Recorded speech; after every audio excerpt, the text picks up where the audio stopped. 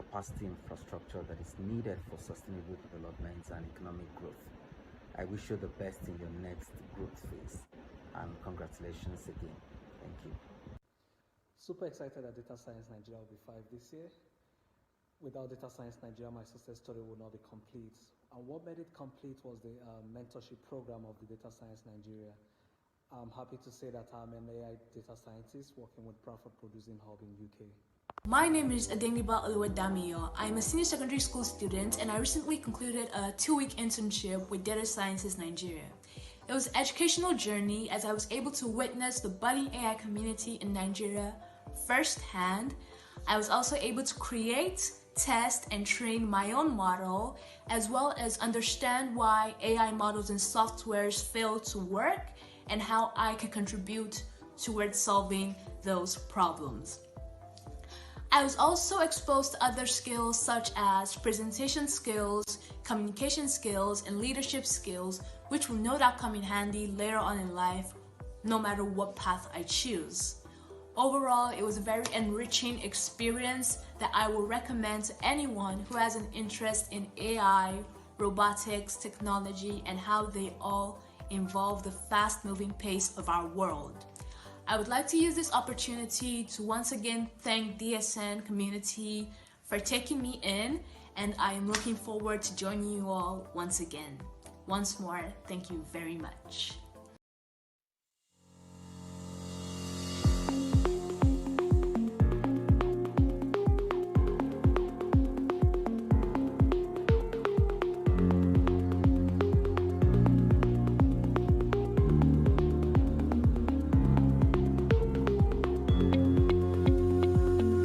Hey Elijah, what you reading?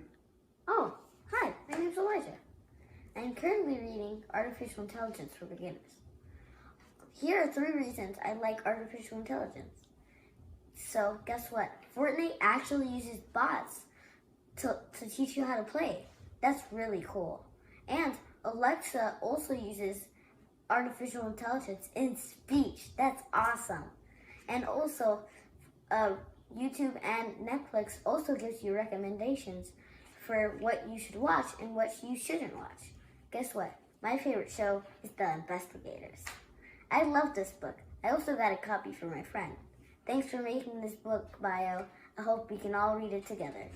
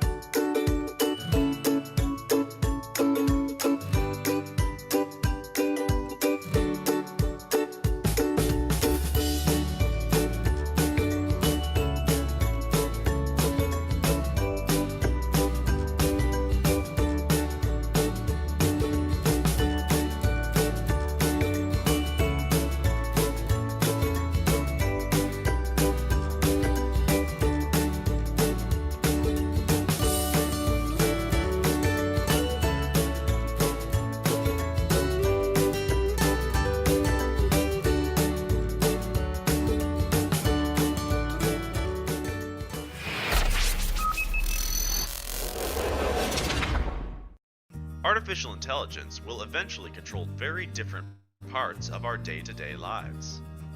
During the 1990s, almost no one thought that machines could do the tasks they do today or have the potential that they have. Enter the present day, and we are loaded with technologies, gizmos, and gadgets of all kinds. If one looks at a layman's definition of artificial intelligence, it is described as a deep learning methodology that enables machines to process a bundle of information at a highly sophisticated level. This level of knowledge and information processing has enabled machines to do many basic tasks. When one looks at the future of AI, however, one is talking about highly complex tasks that human beings are typically doing. Here are a few such scenarios. Transportation. With the advent of self-driving cars, the transportation industry has seen great innovation with companies using the concept of artificial intelligence. Companies like Google have been active contributors in this space. Hazardous jobs.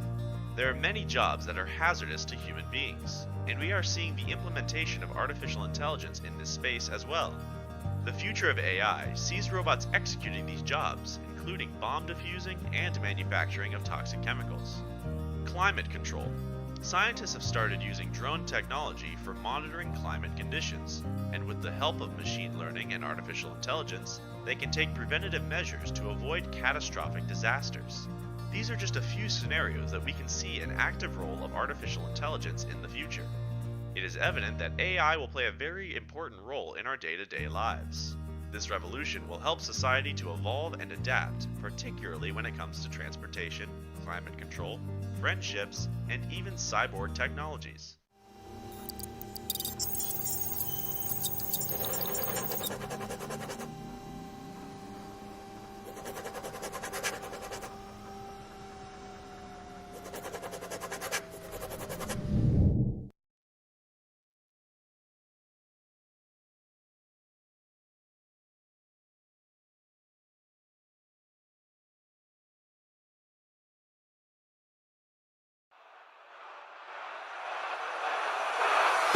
I chose data science because, it's the future. The vision of DSN, I identify with it.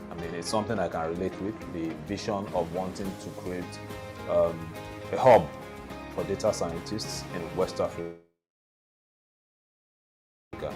It's something that is highly needed. Yeah, so far so good. It has been a wonderful one. I was able to learn the use of data, to interpret data, to predict the future, definitely. My big take home is probably sentiment analysis and then the use of big ML.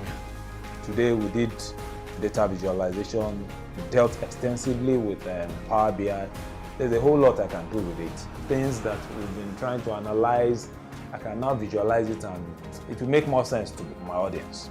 Big ML majorly, it has been my own major takeaway, and the lectures were so broken down such that anybody can understand it. What Sheon told me is lesser than what I even experienced the facilitators. They took us like children. It was like a dummy taking the course. Tell everybody I come in contact with, especially young people in school right now, jobs as we know it, we know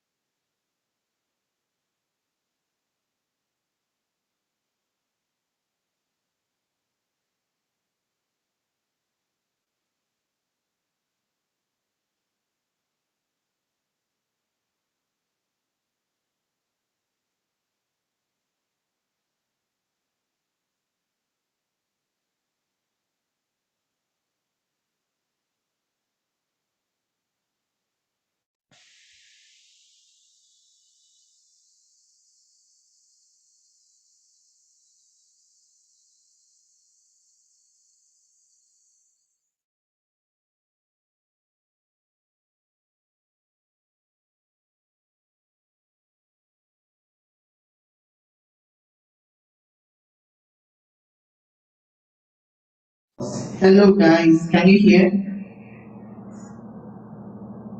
Okay. Hmm. Okay, what about now? Okay, okay, good. Alright, so welcome once again, and we're excited to have you all joining us today. Okay, nice. People online are still saying that. Yes. All right, so let's get into the business of the day. You are all welcome. We have quite a number of people joining us physically, and that's really, really nice of you to make all join all the way down here. So we are really excited to have you, and we want you to know that you are set for an amazing learning experience here. All right, so let's get started. Before we kick off right away, we're going to talk a bit about Data Scientist Network. And that is just how we have a commitment to raise 1 million AI talents and build AI solutions that will improve the quality of life and well-being of 2 billion people in emerging markets. So all we are doing is geared towards this, that we've seen that there's a need for us to build data and AI talent here in Nigeria. And that is why we are offering this class free, that people get the skills they need to be able to make and become this data driven, this AI talent that can change this country. Okay. So our renewed focus will be see us delivering on this vision in community for learning and research, product development for social impact, and partnerships for solution delivery as well. I'm well aware that we have people joining us on YouTube as well. So it's a large online audience. So if you're here and maybe you are joining us, you're connected online, you may want to mute so that you don't have interference. Good. So the DSN is the number one artificial intelligence learning community and solution delivery network in Africa. You are not just you are learning with the biggest AI learning community and social delivery network. And this has been since 2019, where we won the Masai Impact Award. The Masai Impact Award is the biggest AI award in Africa for community learning. And we won that in 2019 at Deep Learning in Daba. Right? So, and one of the things that excites me so much about this is how I can imagine some people are like, what's Deep Learning in Daba? Right?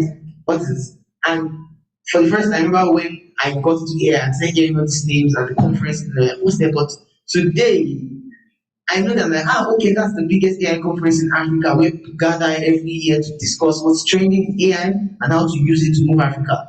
So these are just so many, there's so many opportunities really in learning and here in Data Scientist Network.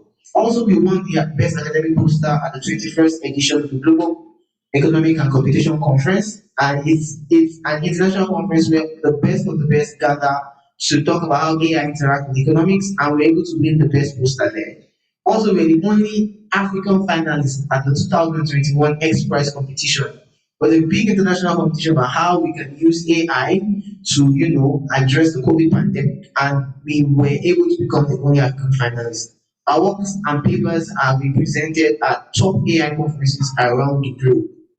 Also, we released the first AI book and Python book for kids, elementary students, beginners in Africa. So if you have a little kid, a brother that wants to learn AI, or even you want something maybe kid friendly, a gift to your kid or something, please go ahead and check out our AI book for kids and teens. It's one that is very dear to our hearts. And here we are at the DSN AI Research Lab here in Java, because if you are hearing my voice physically, this is where you are, and you must have navigated here. I'm sure, I hope you didn't have any issues navigating here. Awesome. You use the Google Map link shared, eh? Good, I'm glad you found that useful. So, two of our products also conceptualized and developed were selected in the 2021 Global Top 100 AI Products by UNESCO. That's a big one. And those two products were the EdTech AI Adaptive Learning Engine and Prescribed Rights. So we have our products there that have actually been recognized by UNESCO and other leading international organizations. Right here, we host an incubation hub for AI startups. So it's not all about learning. We are also building AI startups here in Nigeria. The next AI unicorn could come from anyone here. As a matter of fact, we're just gisting the other day, we found out how some of our colleagues now started learning at AI every day some years ago. So really, for everyone here, I want you to see at the beginning, if you're listening online and offline, it will be a career change for you. And so it really asks that we, put in a lot of effort and attention. So here's our world-class advisory board headed by Dr. Uyi Stewart. We have so many amazing and top people from across the world in our advisory board, just ensuring that we are maintaining that excellent copy that we are. So on this note, I want to say a big thank you and welcome to AI Every Day once again. A few rules before we get started and all. COVID-19 preventive measures, compliance is mandatory for all physical attendees. As I'm looking around now, I can see, I hope you all have nose mask on. Please, it's really important that we do. If you do not, please do have your nose mask on. Thank you. Okay, away from that's why I don't have mine on, and that's why the front rows are out. But please do ensure that you do that. It's really important that we stay safe. Also, as much as possible, and you will see that we do not tolerate any form of harassment. So please, let's maintain the utmost respect for one another. We have this a lot on our online platforms. You don't know who you're talking to. You just want to, and some people are just being jovial. But please, as much as possible, we must maintain absolute respect for one another. Is that a deal? Awesome. Thank you. So please, in case of a fire, please proceed to the fire exit in an orderly fashion. I have to say it again in an orderly fashion. We have fire extinguishers and the alarm, but as much as possible, please, the fire exit is just right out that door. I'm sure you said when you came in at the exit there. So please, in an orderly fashion, hopefully there's no fire. Right? Also, attendance at all live sessions is compulsory. If you came in here, you did not sign the attendance at the door. As I'm presenting, there will be an opportunity for you to sign that. Please ensure you do so. And if maybe you have the link already, but you did not fill the form, do so. And why you need to fill the attendance, we are about to see. So it's really important. So here we are, AI Every Day. I really want to stand up, but there are people online. Hi, could you go next time? All right, so how to participate in AI Every Day? You have to join the live sessions, of course. You have to join the Google Classroom. Please, it's really important. I found out this morning that a number of us are not on Google Classroom yet. So you need to join the Google Classroom. Also, you need to complete the content on the Google Classrooms in the recommended time. All right, we have put this together in such a way to maximize your learning. And to maximize those live sessions, there are times by which you must have completed the content. We also have assessments. Please go ahead and do so. And please, therefore, meet people, probably someone that is going to be a window to another tech opportunity or more learning from you. So please, let's get to know one another. I will be asking for your names as class goes on. No, I'm not a facilitator for today, that'll be next week. But as class goes on, we get to know one another. So please, by all means, let's get to work. So using the Google Classroom, if you have registered for this program, you must have gotten the link to the Google Classroom. If you have not, you probably have an not checked your mail or you've not seen it or you didn't read the mail to the end. So please ensure you do. Click the link, click here to join the Google Classroom. All of us here are already in the Google Classroom. Let us see a show of hands. Awesome. So please, it's important so you can access all the content. Right now on Google Classroom, content for Python, getting started, your installation, all you need is already there. Okay, so today's session is not technical because it's the first session and introduction. You have a question? Okay, so the Wi-Fi password will be shared once it's needed. Alright. So the Google Classroom is there for you to access all this content. Please, it's really important because the assessment will only be shared there. And if you are taking this course and you want to get a certificate badge of completion, you will need that, as we will see. So if you've not filled the attendance, there's an opportunity for you. Somewhere out there, you can take a picture, scan the barcode, the QR code, or get this attendance link. Okay, so another really important thing is we're trying to make this as easy for you and as enjoyable as possible. So that means we need a way to track you, and that will be your email address that you register for this event with. So your email address must stay the same or consistent, right? So it's the email address you registered with on the Google form. Ensure you always fill out the attendance and the assessments, right? And I'm saying this, you have to be said because we run this and people, I know people could make mistakes or maybe you fill your email wrong or something, and you're computing your assessment scores and you can't find it. Sorry, the AI is not that, it's not that smart yet to be able to sort that out. So we need to be able to track it, okay? And please fill this already on all assessment. Alright, so this is a big one, and I know that many people always ask this question: will there be a certificate in this class? Yes, there will be. Or let me say, no, there will not be a certificate, but there will be a verifiable badge of completion. What do I mean? For everybody that completes all the assessments with at least an average of 80, they're really simple. Everything we teach, like following this class, will be an assessment. Just go ahead and complete the assessment, and then you have to attend at least 3 of the 4 live sessions. And how do we know you attended? Because you feel attendance form. That's why it's really important that you feel the attendance form. If you know that you're aiming to get this very, very good badge of completion that you can put on your LinkedIn and you can send so that, hey, I completed this course, please make sure you do so. Alright, so let's get into it. Lastly, there will be a data grant support. We understand that many people are students and taking this course. So people online as well. Okay, my colleagues are sharing the links and as well with you, so I can see that. So please, okay, great. So for people, everyone in this course will be for as much as you're able to complete the assessment, we'll be providing data grants for the top 50 every week in the weekly assessments. So please make sure that I have top 50 by small and sufficient time. So if it's even top 50, the next session, whether it's virtual or not, or just get more learning content on Google Classroom, you receive a data grant from us. So we're ready to kickstart today's class, and I am so excited because we have an amazing facilitator that will be taking the session today. Today we have in our midst Opayemi Oshapwadi. Opayemi is a machine learning engineer and ML researcher here at Data Scientist Network, and that means she's one of the best of the best. Everybody here is one of the best of the best. Right? Our research interest lies in the intersection of natural language processing and applied machine learning. And as a matter of fact, as we get to the use case of AI today, we're going to be seeing a product that Okwemi and her team built. She's also highly proficient in machine learning and artificial learning, of course, right? Product development, building solutions that use AI to enhance lives.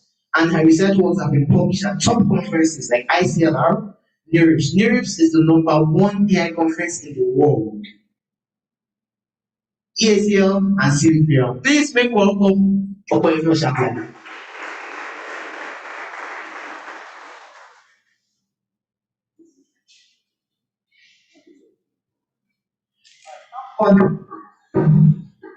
Okay. Oh, it's nice to be here, and I really appreciate everybody sitting here for coming. Okay. I don't know if any of us has little idea of what artificial intelligence is. Let me confirm everyone online can hear me.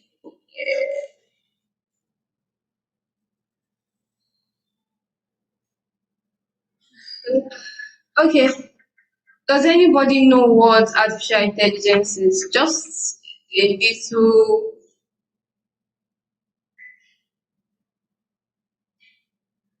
Okay, does that mean nobody understands what artificial intelligence is? Or what do you think about artificial intelligence? Whatever.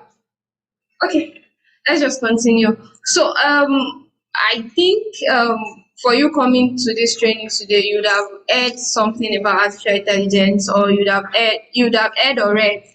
So I think someone should just identify what artificial intelligence is from the images up here. Can somebody identify what artificial intelligence is, like the application of artificial intelligence? Okay, yeah, thank you.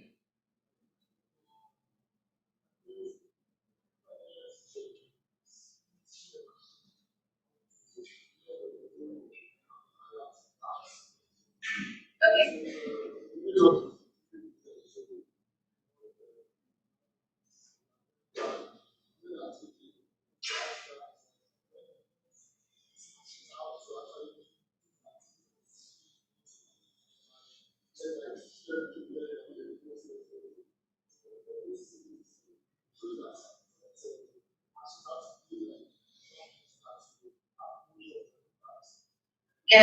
Yeah, thank you. So you are saying these images are actually artificial intelligence, right? Okay. Okay, let me label one, two, three, from the left to the last. So one, two, three, four, five, six, seven. There are seven images. Let's just say everybody should tell me the image that represents artificial intelligence to you the most from these seven. So, okay, you, thank you. Okay, another one, another person. Okay, yeah, the roadmap. Oh, nice. Okay, last person. Amazon. Okay, I really like my audience today. I think most of us have at least a fundamental understanding of artificial intelligence, because most people are not even pointing to the robots kind of artificial intelligence. Okay, I have another question. These images here, which is artificial intelligence? Are they artificial intelligence? Are they actually artificial intelligence? The image up here. Okay, let me check our online viewer. Okay, I'm seeing so many interesting things online. Okay, someone said they are not. Yes, they are. Okay, TensorFlow is artificial intelligence. Okay, okay, okay. A lot of people are saying somehow some of these images are artificial intelligence, but I'd like to tell you that these are actually not artificial intelligence. They are just tools. They are not just, but they are tools used for artificial intelligence. So artificial intelligence was first coined by John McAtee in 1956 at that month's conference. And what he said was, in that conference, artificial intelligence was defined as the science and engineering of making intelligent machines. So that's the broad view of what artificial intelligence is. But aside that, there are other definitions of what artificial intelligence is. Artificial intelligence leverages computers and machines to mimic the problem solving and decision making capabilities of human mind. So generally, artificial intelligence is to mimic what human can do. Another one is saying artificial intelligence is also known as machine intelligence, and is a branch of computer science that focuses on building and managing technology that can learn to autonomously make decisions and carry out actions on behalf of human. So I think broadly what you should get pick from these definitions is that artificial intelligence is basically designed by humans to replicate or to learn the way humans think and do things. So there are several applications of artificial intelligence. Like we've seen in the first image, artificial intelligence gives machines the ability to mimic human behavior, reasoning in terms of logic, sight, speech. In terms of speech, we know about Siri, you know how you communicate with machines that way.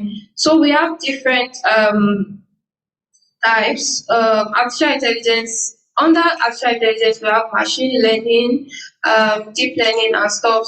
But the examples we have here is machine learning, natural language processing, speech, expert systems, planning, scheduling, and optimization, robotics, computer, and vision. So there are a lot of applications under artificial intelligence, and basically most times nowadays when you talk about artificial intelligence, the major thing you hear is machine learning. So this image is actually showing you that artificial intelligence, machine learning is not only the branch of artificial intelligence. We have several branches of artificial intelligence. Yeah. So under machine learning, we have deep learning, predictive analytics, and natural language processing. We have translation, classification, and clustering, information extraction, and so on. Under speech, we have text to speech, speech to text. Yeah. And there are other branches that will learn during the course of this program. Okay, back to this. Although we already know that artificial intelligence are just not, it's not just robotics. We have the email spam thing. The fact that you check your spam on your Google Drive, on your Google Mail, and the messages there are actually most times spam. They are not very relevant to you. That is artificial intelligence in action. And also the Amazon recommender system, that is artificial intelligence in action, recommending things that you probably prefer to buy. That is artificial intelligence. Then the next week recommendation, the Siri, then your Google Map. You might, in a way, use Google Map when you are trying to get here. That is artificial intelligence in action, showing you the path to where you are going. So I know you would have heard artificial intelligence everywhere, data science, all those stuffs, all those buzzwords everywhere. Why is it so popular today? Why do we hear almost every application today you hear it is AI enabled, it has AI solution in it and all that. Why? This is because there's large amount of data now. Every gadget is giving us data. From this image, you can see this is 2021. This is showing 2021. What do I call it? This is just the amount of data gathered from different social media networks. You can see from YouTube, you have 694,000 hours of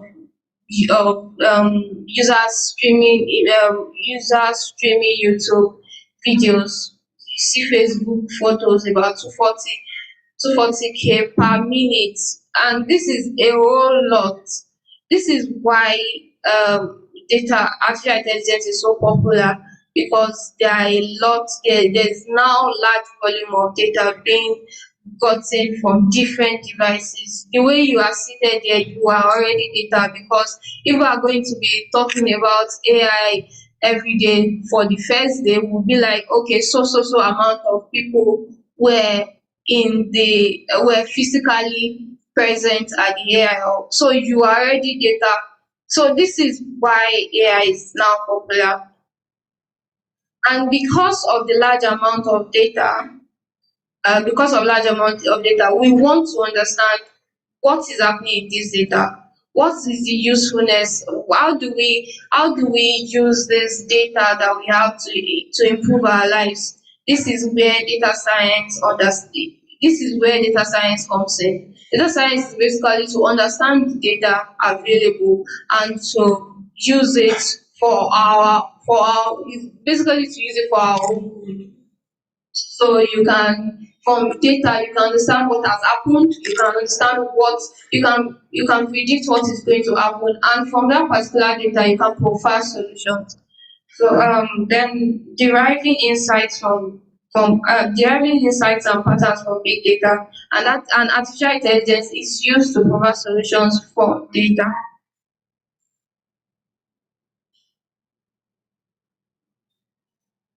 Okay, I'm trying to get. Okay, a very interesting example. Okay,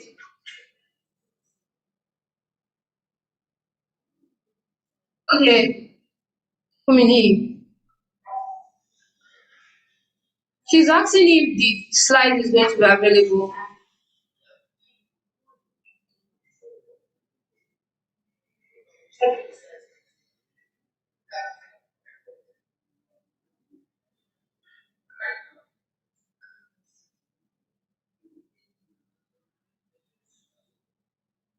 Okay, thank you. Back here, we a very interesting example of artificial intelligence in gaming. Yeah, is the AI that beats the human world champion at the game of Go. I don't know if you read about the game of Go, but I'll be playing this video.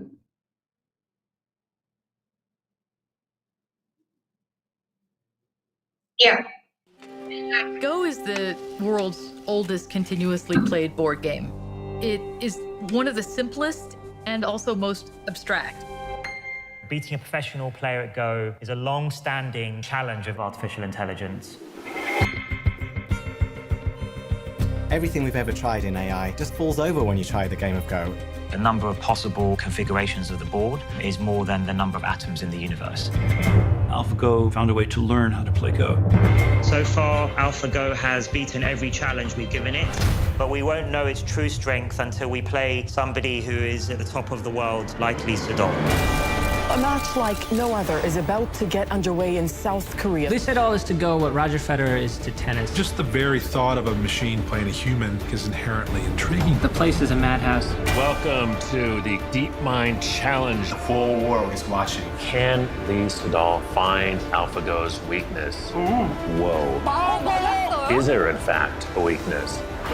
The game kind of turned on its axis. Well, look at his face.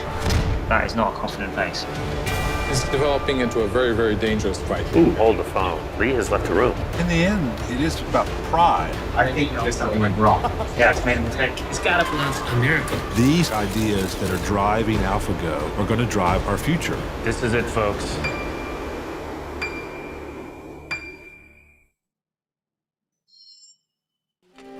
Go is the world's Okay, I don't know if you understood what that was. That is okay.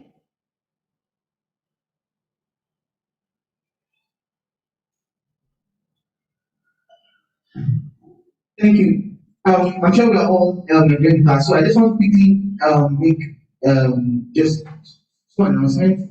The class recording is shared, and we'll do our best to see if we can share the slides as well.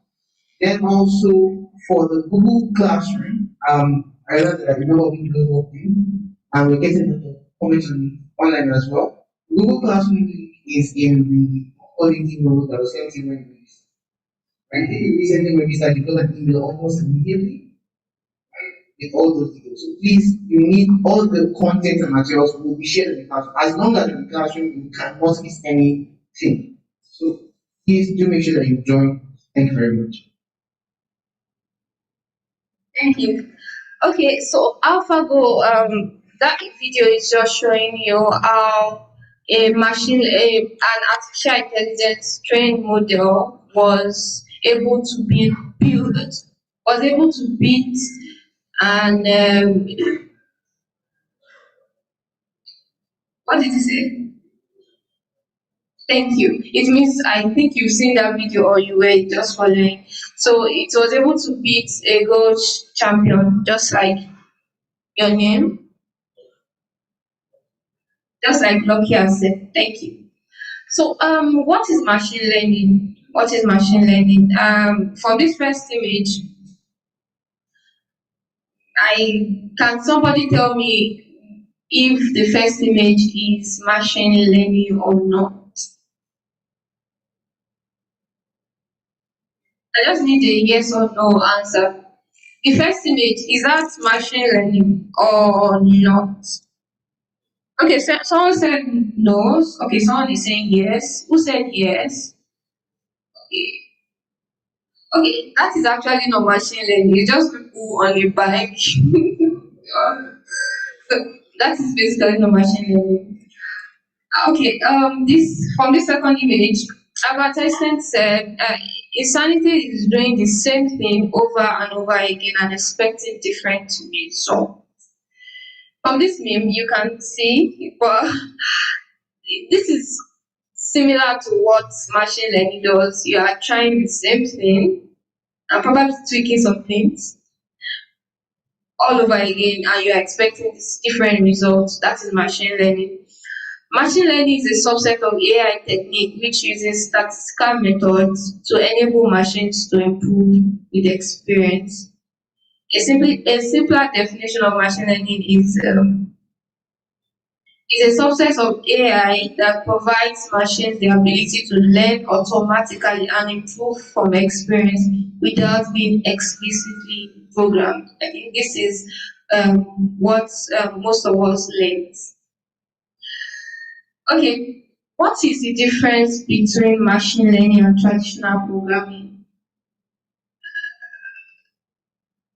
I don't know if we have any of us that study computer science here. Computer scientists, where are we? Sorry, where are you? Nobody study computer science in this place. Okay, who knows what traditional programming is? You are saying something. Okay, thank you. Yeah, yeah.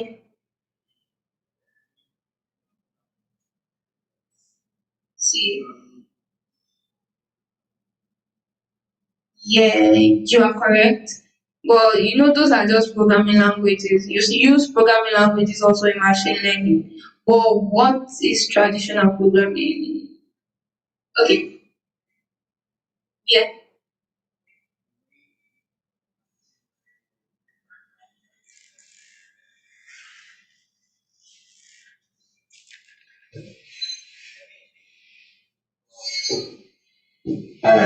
Yeah.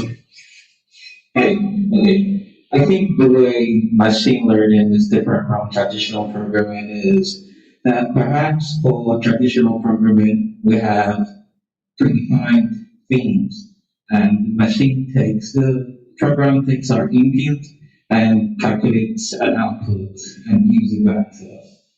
Well, for machine learning, I think maybe there's some learning involved, and the machine perhaps could I guess, change certain things or learn certain things and adapt to, I guess, situations. Yeah. Okay, I think you want to stop.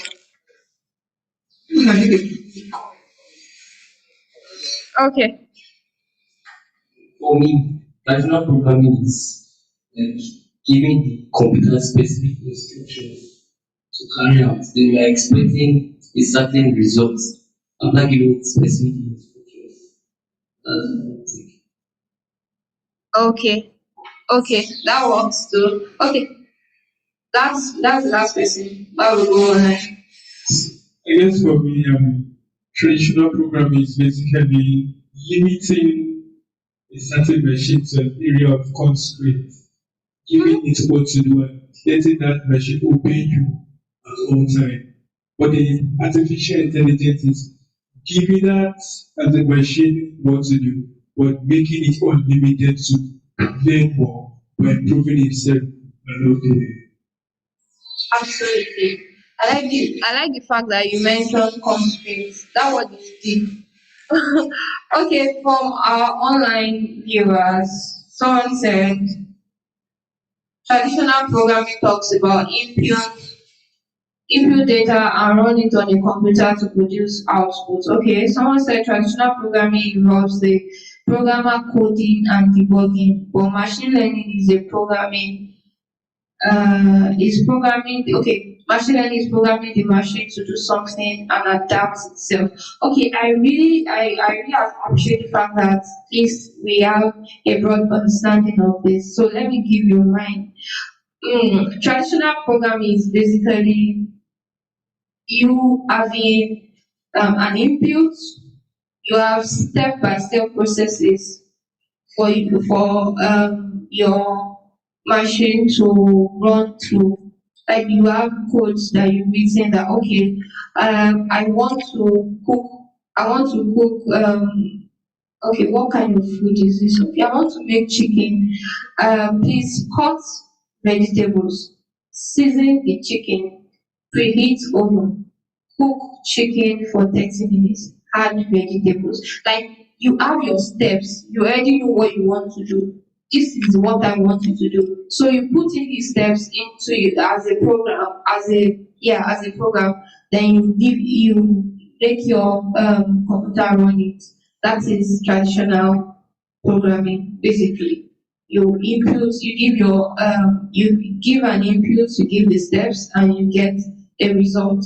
But machine learning algorithm is basically you give your inputs, you give your the results you want to get, and you leave your computer to learn the patterns. Like I want to get and I want to get a chicken now.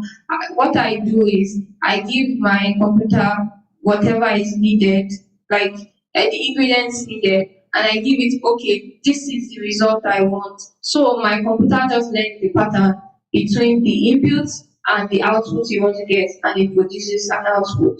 Like it produces an output after it has figured out the steps to go through.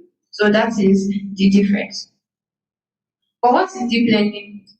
Deep learning is actually a subset of machine learning. It is still artificial intelligence, it is still machine learning, but it's just a subset of machine learning, which makes computation of multi-layer neural network visible. Deep learning is just it attempts to mimic the human brain. It is far from matching the ability. It enables systems to cluster data and make predictions with incredible accuracy. It is just deep learning is more of mimicking human brains. It is basically trained with neural networks, and neural network is the idea behind neural network is to mimic human brains. We will learn in depth as we go through this program. Okay, what is the difference between artificial intelligence, data science, machine learning? Artificial intelligence imparts human intellect to machines. It uses logic and decision trees. It includes machine learning, just like we've said. Data science is based on strict analytical evidence. It deals with structured and unstructured data and includes various data operations. While machine learning is also a subset of AI, it uses statistical models, and it's basically machines that improve our experience. As we go on in this training, you will learn more in depth on these topics. So there are different types of AI. We have artificial narrow intelligence, we have general intelligence, and we have artificial super intelligence. So artificial narrow intelligence is basically machines that can perform only specific tasks similar or close to an intelligent level. Like I want to be able to recognize humans when they come into this. I want to be able to count the humans when they enter into this hall. I can put I can train a machine learning model to do that. But when you are coming in, the model actually counts you. But when you open the door and paper flies in, like breeze blows paper in, the machine will actually not recognize that as human. But at least something is coming in, which is, I think, it's supposed to be counted, but it is not human. That is machine learning trained to do a specific task. A machine learning model that was trained to do sentiment analysis will actually not do topic modeling, if that is enough context. Then artificial general intelligence is a machine that can perform intellectual tasks on human level. We are not here yet because we humans are not just humans are actually we are actually unique beings. So for us to be able to train an artificial intelligence that generalizes on what that can do all human do is a is a big task. Yeah, because we have emotions and all that combined together. Then artificial super intelligence, think Skynet, machines that surpass human intellectual capacity. We are far from it. Okay, thank you so much for listening. I hope you enjoyed this session. We'll be going to the use cases and expert panel.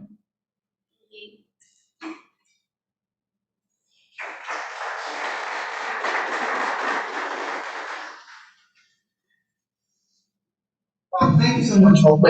I'm sure that we have learned a lot in very little time. Am I right? Okay, so I'll just like us to review everything we have gone through so far, basically we've discussed on three concepts. Talked about artificial intelligence generally, machine learning, as well as even deep learning, right? And we looked at the type, different kinds of artificial intelligence, right? Okay, so when we talk about machine learning, who wants to share briefly the concept of machine learning that they now have? Let's hope one person. Okay, someone else.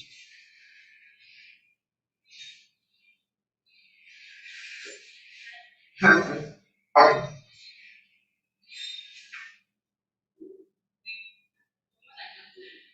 Languages and what's like giving it the input the output that you want and expecting it to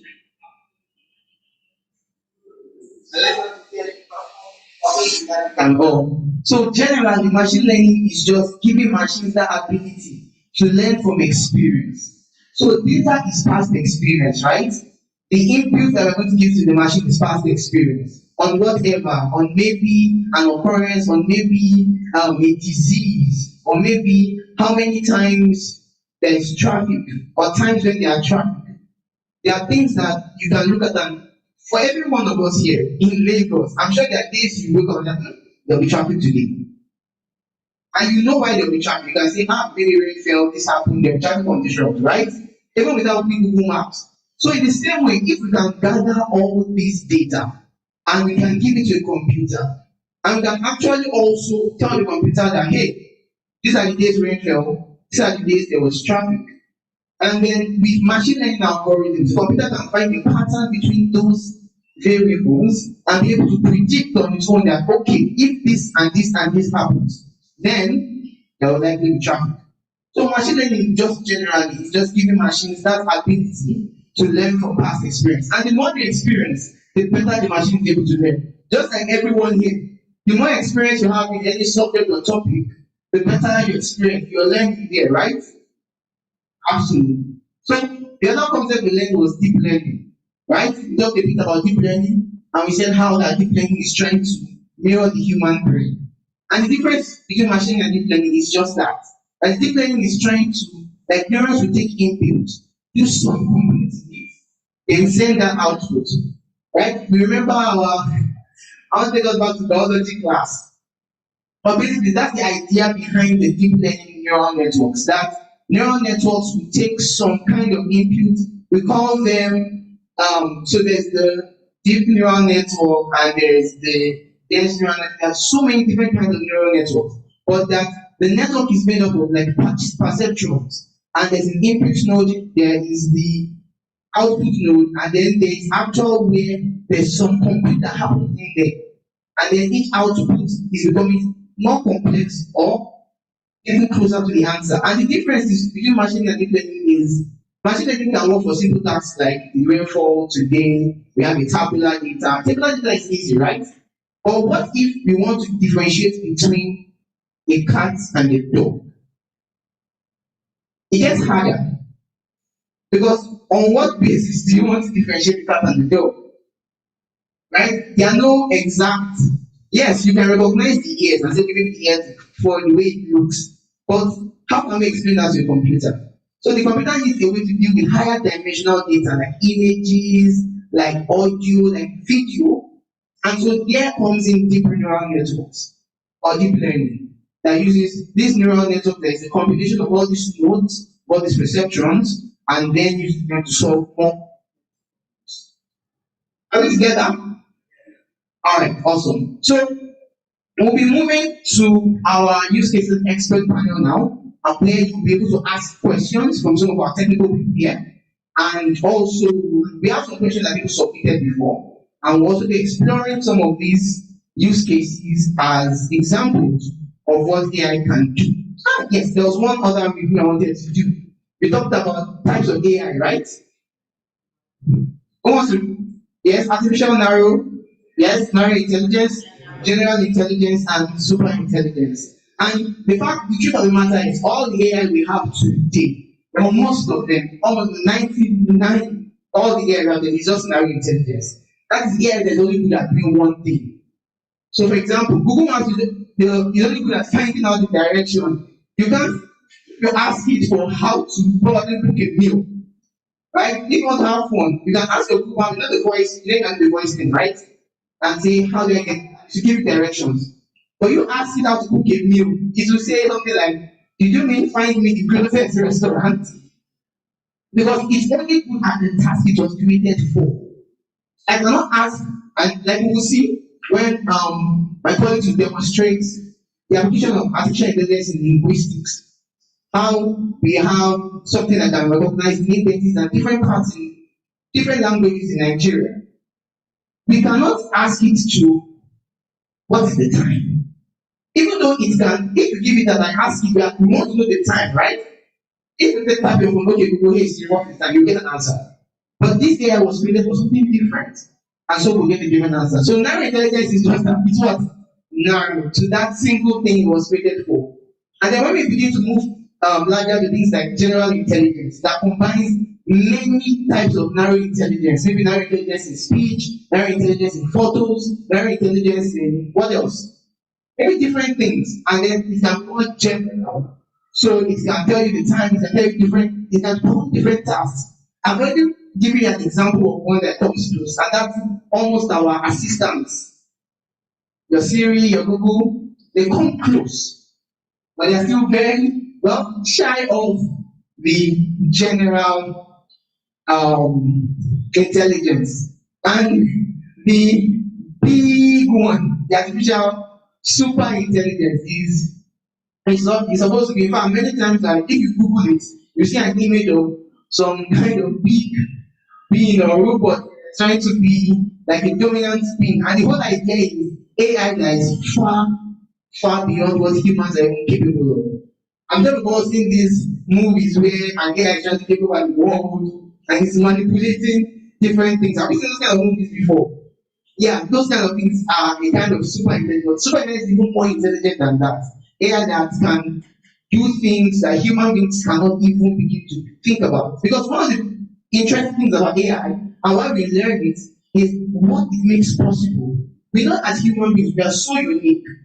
And for example, and I love this example, if you see me outside after today, you will recognize me, yes or no. How can you recognize me? If I ask you, how do you recognize me? What answer would you give? Think about it for a minute. What answer would you give? Yeah, but how do you know it's me? How do you know it's my face? What if someone else has this type of a hair? Do you know, there's something I find funny. People recognize me by my hair. Like, they don't see my face, right? But just by my hair. And when person says, yeah, it's something like, oh, okay. But it sounds easy for you, it's just normal, right? It's not normal for a computer. The breakthroughs in facial recognition only came as early as 2006 now, with the Kunz paper. That was how hard it was to get just computers to recognize faces. It's recent technology. That allowed our phones now and sharply face detection. It's very recent technology. It's that difficult. And that's where AI comes in. And that's where we all come in, that there's so much we can do, and there's so much we can make possible as we learn this. So I hope we are getting ready for an amazing learning experience, are we? By the end of this, I'm sure we will all be able to do amazing stuff and create really amazing stuff. Like we said today, non-technical session, so don't be scared, because I can see some people putting out their Twitter notebooks and upon there like, let's do this. So relax, that's next week. Relax, we're going to do that from next week. So we're going to be moving to the use cases, expert panel, and we have amazing people here already that will do that. Okay, so let's meet our panelists. I will still continue for time also. We're ready for schedule. So we have Sharon Ibeji. Sharon is a researcher and solution analyst here at the Data Scientist Network, and she has a background in physics. So it's not just that you did computer science. As a matter of fact, I had a colleague who had a background in psychology, right? And so the most amazing data scientists I know today. And she's been building AI products since 2019, formerly data science. Let me call you finish now. And please celebrate her. And she was my data science and machine learning channel lead for Shipboard Africa, and I started up also focusing on natural language processing and speech processing. Please make welcome once again, Sharon. We also have David. David Akonji is an amazing and experienced data scientist, I tell you. Analytical, business-driven data scientist. He has a lot of experience in building code. As a matter of fact, I'm going to be looking at a use case that he himself built using artificial intelligence, real life applied here in Nigeria. Okay? And he's super amazing, super awesome, and he's going to be sharing from his wealth of experience with us here today. Please make welcome David Akonji. Thank you, please. Please have a seat. Okay, so alright, I'll need you with the second mic. Thank you. Alright, so we're taking out our first use case, which is one by us here at Data Scientist Network, which is artificial intelligence in education. So how can we apply artificial intelligence to education? What we are learning here today is not just something to maybe write in theory, but what have other people done? What have we done here at Data Scientist Network? And what can you do with artificial intelligence? Alright, let's go.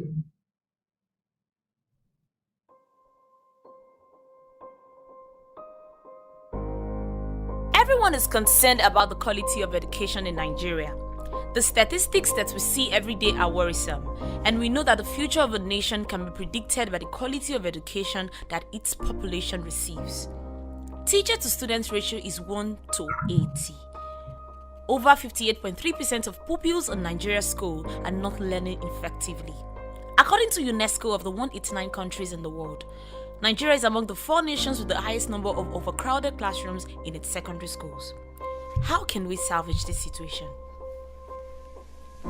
As a classroom teacher and a form tutor for many years, I know that every child requires special help for optimal learning. We can only have education that really makes a difference in our children's lives when we personalize the learning process and each teacher is able to understand each child. Teachers must be able to get their students interested and involved in learning and help students to concentrate on learning. Learning is about connecting. It is about relating to other people with their varying and unique personalities, figuring out what they need and how to meet those needs. I have learned over the years that a child's behavior in the classroom predicts how successful they will be in school. Things like how often a child raises their hands in class, whether the child puts their head on the table or looks straight at the teacher, and many other behaviors clearly reflects the quality of a child's learning experience. But the truth is that no teacher has got a special eye or enough memory to be able to focus on and observe all these critical indicators all the time for every child. To give our children a better chance in life and to build a better future for Nigeria, we need a way to better understand our students' needs. This is where artificial intelligence comes in. What would happen if there was a third eye enabled by technology that could give us a better view of every student throughout their class? What would happen if we find out how often each child looks up to the blackboard, how often they write notes, or how often they go to sleep, talk with other students, or raise their hands to ask or answer questions? Teachers would understand if students are discouraged, tired, not feeling well, or if we have really grabbed their interest and could encourage their learning in that subject. The question is, how can a teacher get this information about all the students in our classroom? Here comes our proposed AI class monitor. Can you imagine how better a teacher would understand their students with an AI-powered camera in the classroom? The camera's information could be a huge asset to teachers, helping them to understand how involved each student is in learning and each child's classroom behavior pattern. The AI algorithm in the camera can quickly and precisely read students' facial expression and classroom behaviors to predict risks like ill health, malnutrition, distraction, level of interest, emotional distress, and more. Cameras in our classrooms will complement our teachers' work, helping them to do a better, more rewarding job. It will help teachers to understand if there are some subjects that the child is more responsive to than others. This can help with subject selection and identifying every child learning difficulties. The extra eye will help the teachers to fully support the students' development. Data Science Nigeria is at the cutting edge of finding ways we can apply artificial intelligence to solve local problems, especially focusing on sustainable development. Our goal is to improve the lives of Nigerians by encouraging them, training them for a bright future to learn skills that will greatly enhance Nigeria's economy and to make Nigeria one of the greatest nations in the world. Helping our students and our teachers is an integral part of helping Nigeria.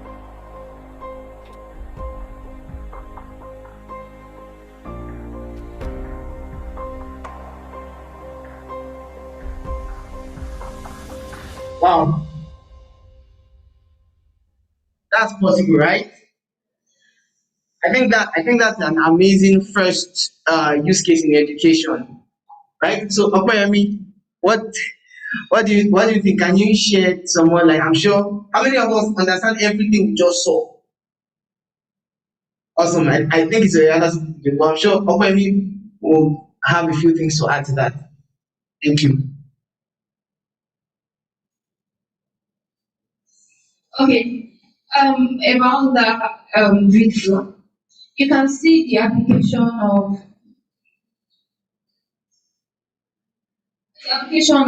AI in education, and not just AI in education, but AI in Nigerian classes. We can see that there are usually a lot of students in Nigerian classes, and most times it's probably one teacher assigned to those classes. It's very difficult for that particular teacher to know when that student is tired or when that particular student is not interested in biology that is being taught. It's a difficult task for a teacher to do that. But with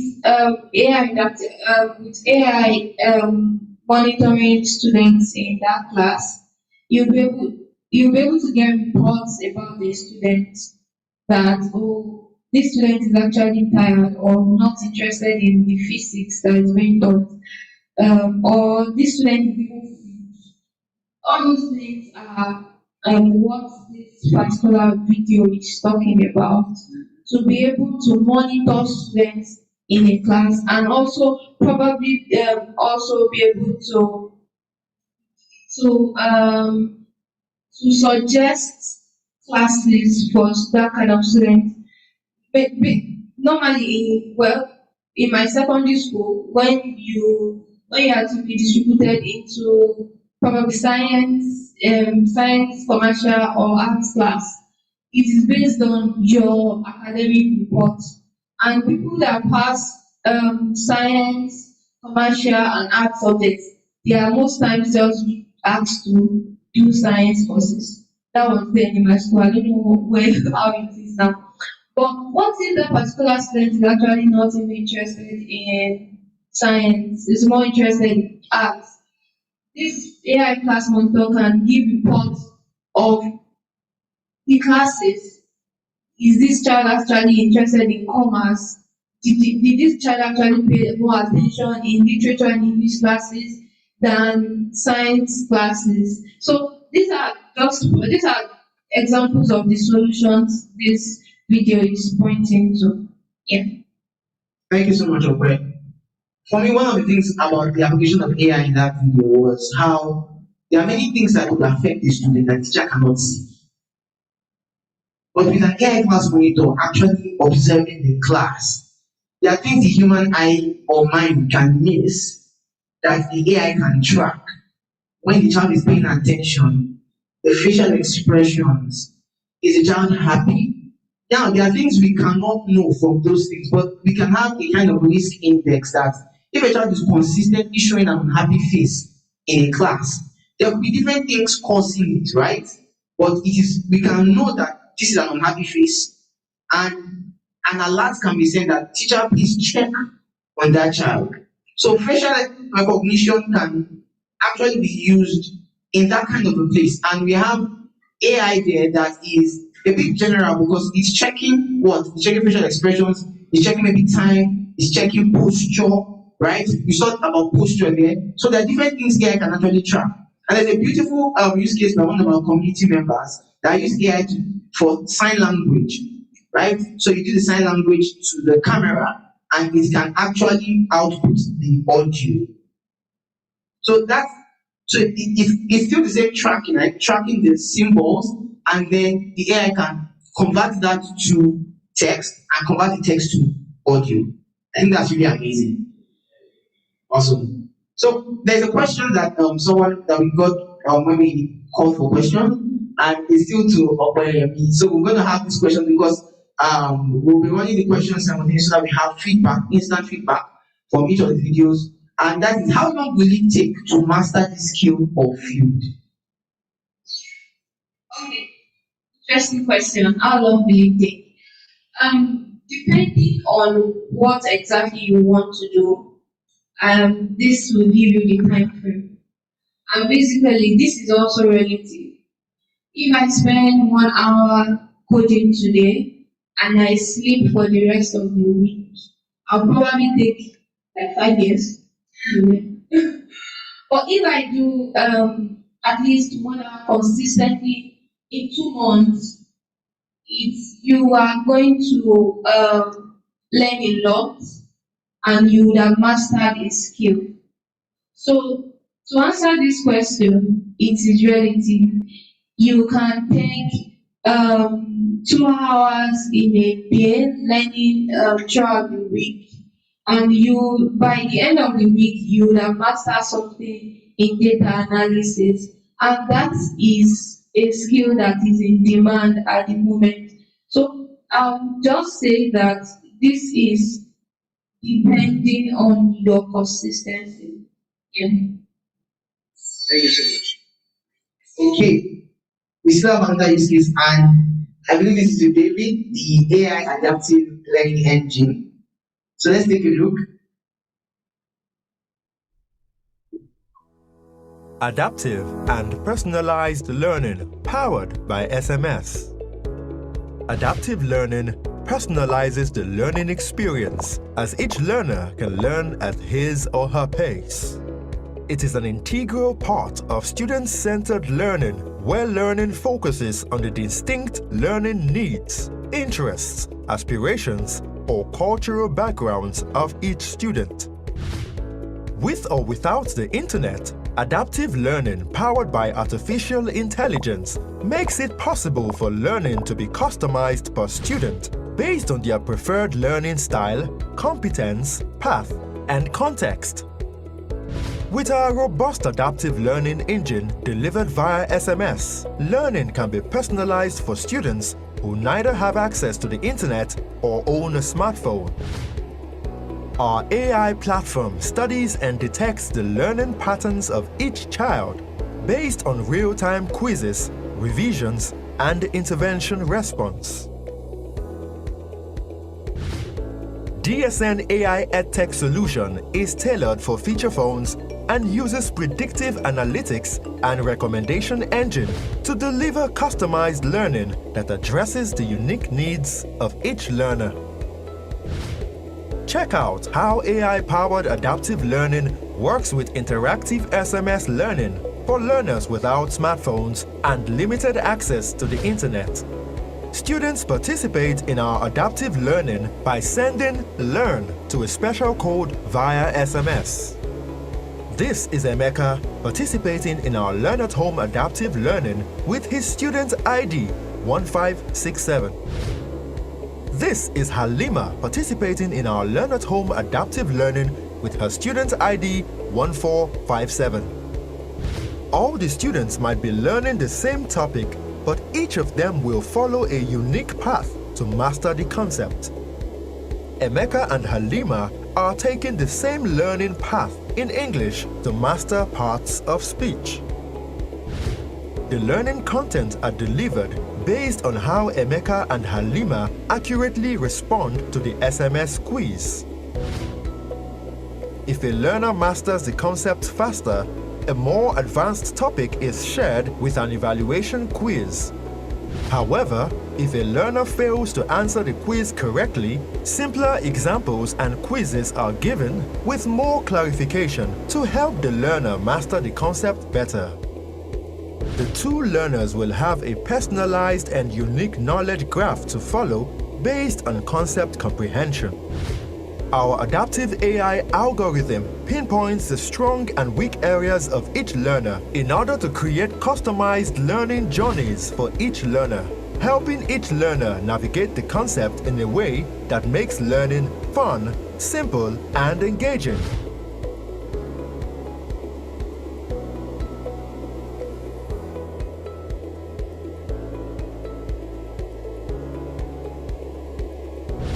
Any learner lagging behind receives even more personalized learning support to enable them gain full mastery of the concept.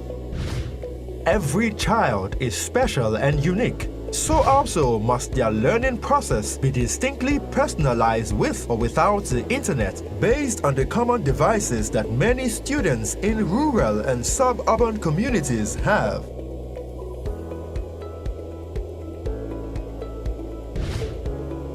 With great personalization comes better learning outcome. Data Science Nigeria EdTech AI Adaptive Learning Engine for feature phones using SMS. Okay, I am still wow, even though I've seen the video before.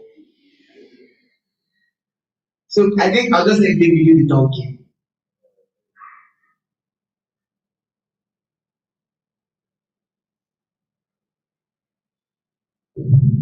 All right, thank you so much for the so now we will watch the video again. So, good afternoon, everyone.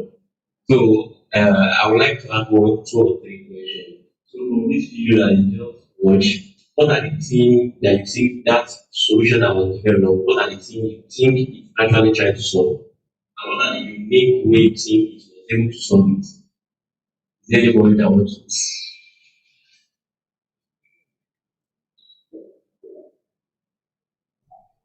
Good afternoon, everybody. I think that is what I'm going to solve. For example, I'll take it from the context of education. I'd like to take it into the medical aspect. So this is also very possible that we have an upbringing. Patients, it recognizes when the patient is tired, or probably needs a particular attention just by the language, the body language, and all that it codes. So, okay. So what I feel it will further learn is that it will solve, it will make learning faster, and it will also be able to be in the syllabus. So you can then segregate it in terms of education. Okay, we have fast learners and slow learners. You cannot say, okay, for this class, so a certain number of people should attend, and I think the point.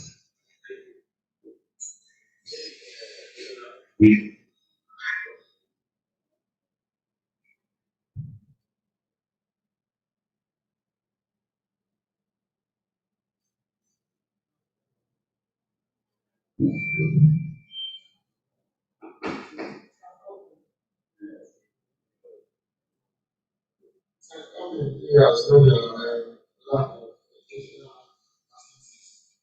now I said more schools.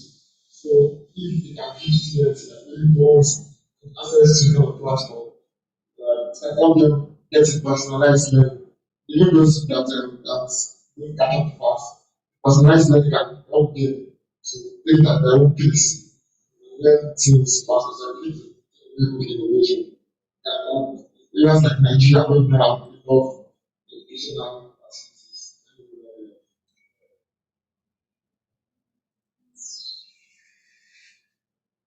Yes, similar to what you said, providing education, but depending on your social background, so you are not being treated to get quality education despite your social background.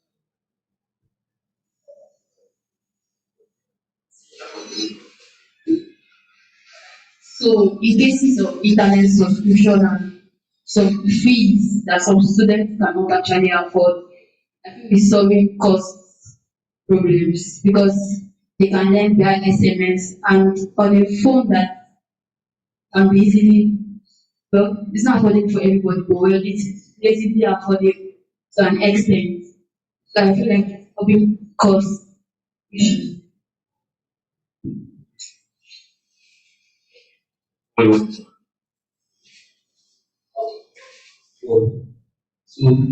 The AI powered camera, the glass one, like we have high rate of bullying, like in a lot of schools. So the AI class monitor can easily identify maybe the child is always down, always sad. So you can easily identify maybe the child is being bullied or something. That can help us like question the child and get information. So I think can reduce the rate of bullying also.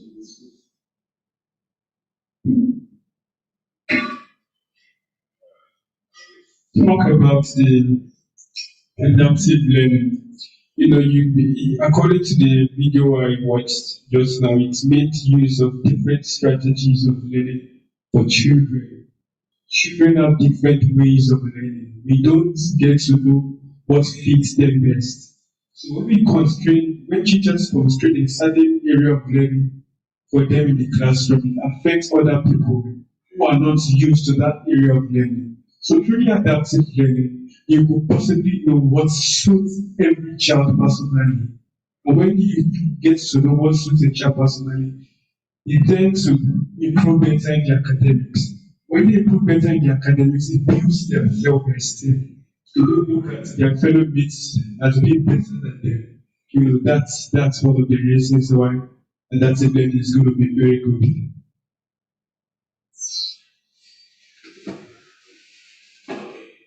So what is that? Thank you. It helps to identify learning patterns and also study the strengths and weaknesses of the students. All right. Someone want to add?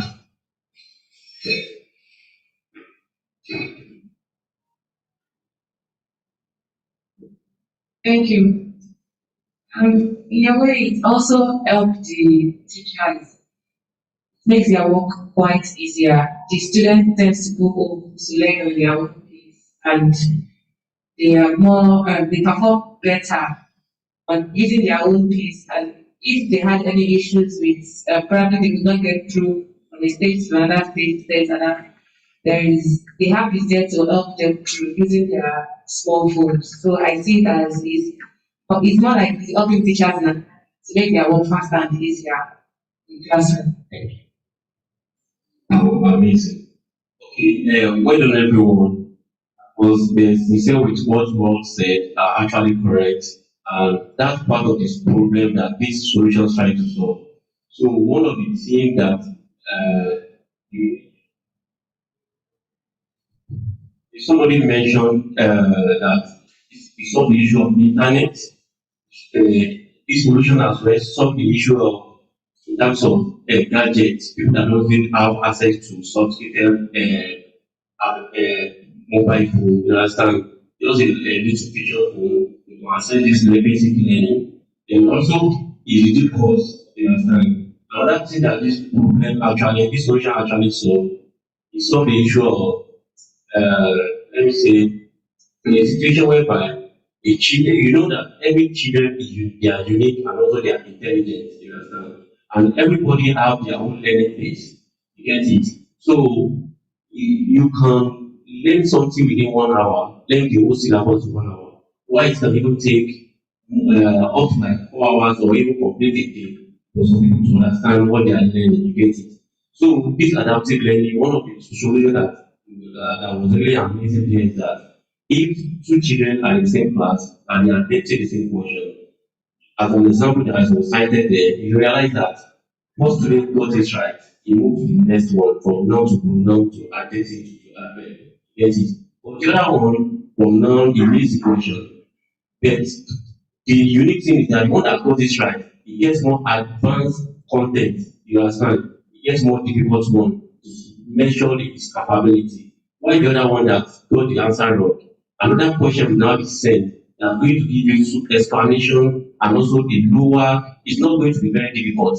So that you're able to see, to have more understanding of that content. And when you get it right, it gives you another question. So when you get that right, it gives you more difficult question. When you get that wrong, it gives you another simple question, explaining the same concept. At the end of the day, it might take you 3 hours to 4 hours to capture that.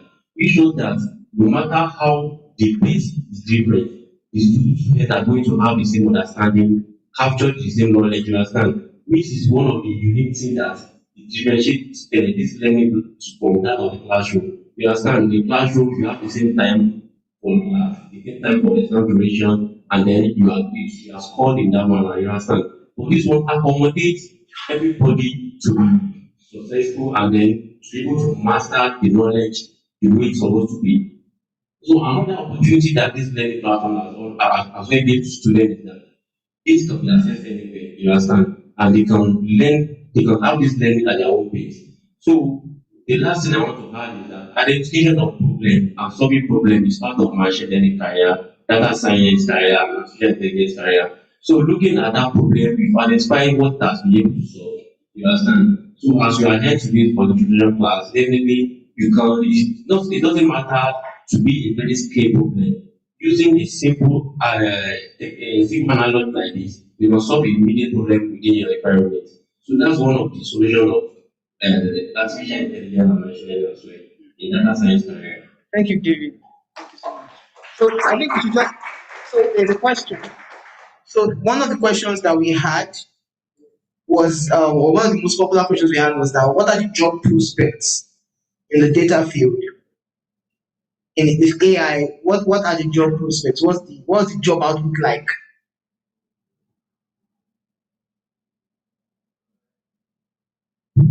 So the job prospect out there, there's a lot of opportunity. They say data is now new oil, you understand? So we have even a career field of data, we have data analytics, we have data engineer, business developer, we have data architect, you understand? We have machine learning engineer. So we have different opportunity out there for a career field for everybody to learn. And also you can be a application architect or a developer, whereby you build a solution. Just thinking of a problem, like okay, there's a repetitive task that people are doing every day. Imagine somebody going to a work, cleaning a data analysis for 6 hours every day to give reports. So you can look at how can I solve this and then it become an opportunity for you to create a solution. That is one of the perfect opportunities that there. And another thing is that there's one solution that we build in data science, data cloud hub, whereby you can create, because you can even download the hub, you can collect data at your own convenience, then you get it paid on your mobile phone just by taking a picture or you understand. So there's a lot of opportunity current data prospects can give to you. So you just need to make it available, learn new things every day, explore new technology, and then try to have some application of them so that you can improve on it daily and then you can be able to develop a solution that people will be wow when they see it. Thank you so much, David. Thank you. So let us go to the next use case we have, and that is AI in transport. How many of us have had the Tesla cars? Right? Those self-driving cars. I've heard that a few here in Nigeria. I wonder how they charge them, but I think it's a really amazing one. So let's see. You've probably read something about autonomous vehicles in the news, but what are they and how do they work? Well, they use sensors, lasers and cameras to navigate the roads, and there are actually 5 different levels of automation. Today, your car is at level 1 with features like cruise control and parking sensors. But by level 5, the car can drive itself completely. All you do is tell it where to go. But what does that actually mean? Well, with computers at the wheel, you'll get from A to B faster with less congestion and less pollution. Once you arrive, your car will even park itself. But their biggest benefit is safety. Every year, more than 1 million people are killed in car accidents worldwide, and 90% of them are caused by human error. Sometimes we get tired, we lose concentration, and every now and then just get it wrong. Could driverless cars be safer? We'll have to be able to make quick decisions in all kinds of situations and share the roads with conventional vehicles, pedestrians and cyclists. There's still a lot of work to be done, but driverless cars could dramatically cut the number of accidents on the roads and save millions of lives. That doesn't make letting go of the wheel any easier though. There are still lots of unanswered questions. Who's to blame if there's an accident? Can autonomous vehicles be hacked? And what if you're someone who just likes driving? To find out more about what an autonomous future might mean for you, visit FIA.com. So I particularly like the idea of autonomous vehicles because, I mean, who doesn't want a car that can drive itself? I'm sure we've seen many of the amazing videos and maybe TikToks of people that, just let the car drive themselves, or the car comes to meet them when it's parked or something. So it's really exciting and it's amazing because when you look at it, this is one of the biggest applications of a lot of AI. One, computer vision, being able to see the road, navigate the road, navigate potholes on the road. There are many things that go into this, and you have to begin to think, how can the AI see this and react fast enough? You have to see the other cars on the road, who is behind you, who is by your side, the signs on the road. So there are many things that go into this, and that's why if you see many of the behind the scenes of what it looks like driving a Tesla car or what's going on behind some of these autonomous vehicles, you see that there's a lot of coloring, a lot of annotation, because the car needs to track so many things at the same time. So there's computer vision, being able to see, that is, the car can perceive the world, right? Well, it's not using the two eyes that a human being will use. They'll use sensors. They have radars, that's the light kind of radar, right? And you must be able to see that, okay, and here even the more, I'll say the more ethical part, that should a car be allowed to drive itself? Because there are many things that we have to begin to think about, and as we are learning AI, we have to be responsible. So the fact that I can create something, should I create it? And as we'll see in one of the next videos about some possibilities with AI, because the truth is, okay, the guy is going on the road, and if it's a human being, maybe there's an accident. How does it? Because the car, unlike human beings that you just do something, right? The car needs to make a decision that should I crash into a house or should I crash into a person? And who gets to make that decision?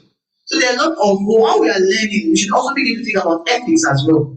Because the whole field of AI ethics, right? Just dedicated to AI ethics, that how should things be done, why should things be done, and should they be done, and how should they be done? So things like data transparency, being able to explain the model that, okay, I have this machine learning model.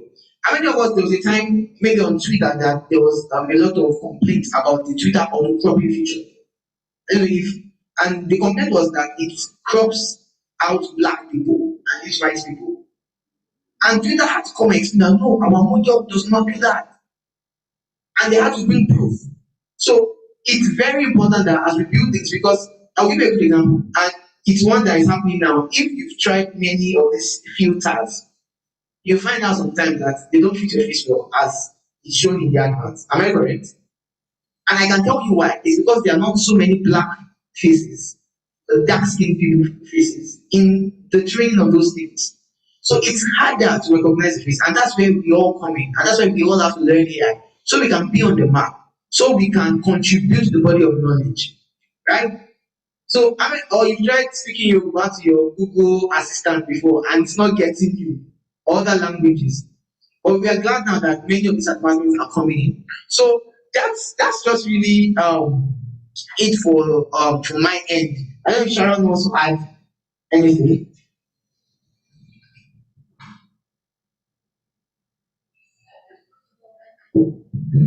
How interesting self-driving cars are actually, but I'm not sure that there is a complete like level 5 self-driving car. So level 5 is that there is no human in the car at all. But currently we have cars that assist drivers, whereby it helps you to control your speed, acceleration, that's moving from level 1 to level 2. And there are some cars that there's a driver, and you could the car could drive itself for some minutes or some seconds while the driver does something urgent, right, and takes over, right? So these are levels of cars that we have now, but we don't have anyone. And just like Nick said, we need to put into consideration some reasoning, level of reasoning when deploying some AI stuff. Like, are you sure that this is not going to have an effect in human life?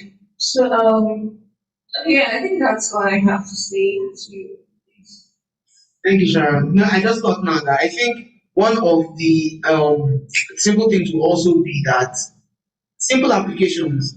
I mean, before the car can even drive your car, the car keep me safe. So maybe someone is falling asleep at the wheel.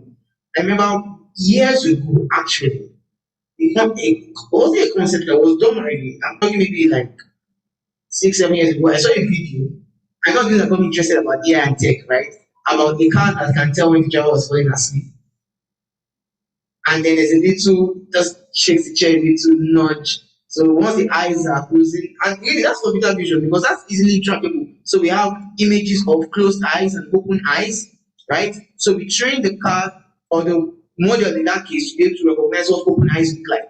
Now here comes the problem because my colleagues are laughing because they can't envision it because if you are going to have AI that will recognize open eyes, ideally you must have all the kind of open eyes that exist in the world. Because most likely, someone whose eyes is not in your data set and is sleeping at the steering, the car will be like, the AI will be like, I've not seen this type of eye before. I don't know if it is open, I don't know if it is closed. Carry on. Every time, yeah, exactly. Every time is look at so there are so many things that go into these things, right? So I just think it's just really interesting. There are many, many areas for research and for exploration. So Sharon, question for you. Does one need to study STEM, that is science, technology, engineering, mathematics, to do or learn AI? And then what are the requirements for actually learning AI and data science? Okay, so this is a very common question, right? For anyone going to do not just data science, even computer science. The computer question is right, do I need a skills degree, a computer science degree to do this, to do that, right? And then one thing I always tell people is that don't let anything hold you back from doing you want to do, right? So I have a physics background, but when I got into data science until now, I'm still struggling with a whole lot of things because I don't have a CS degree, right? Because there's some things that fundamentally you should know as a developer, but you just have to go extra mile to learn them on your own, right? So if you want to do data science, there are things like statistics, Python, programming language, mathematics, which guide your decisions when you are analyzing data, when you are even sourcing data, when you are developing your models, improving your models, right? So if you don't have this knowledge, you may not be able to make the right decisions. Okay, if my data is not doesn't have a normal distribution, how can I make a normal distribution, right? If my data has outliers is that okay, maybe everybody here is saying that they're earning 10,000 naira per month, and then this or that here tells me that it's earning 1 million per month, right? You can see that it's a very big outlier. If we use that value to calculate the mean of everybody's earning, you realize that his earning is going to influence everybody. We may all believe that everybody here earns up to 100,000 per month, which is a lie, right? So how do you solve situations like this? But one thing we should know for sure is that data science is not only inclined towards technical terms like statistics, mathematics, or programming language. Your domain knowledge, right, helps a lot.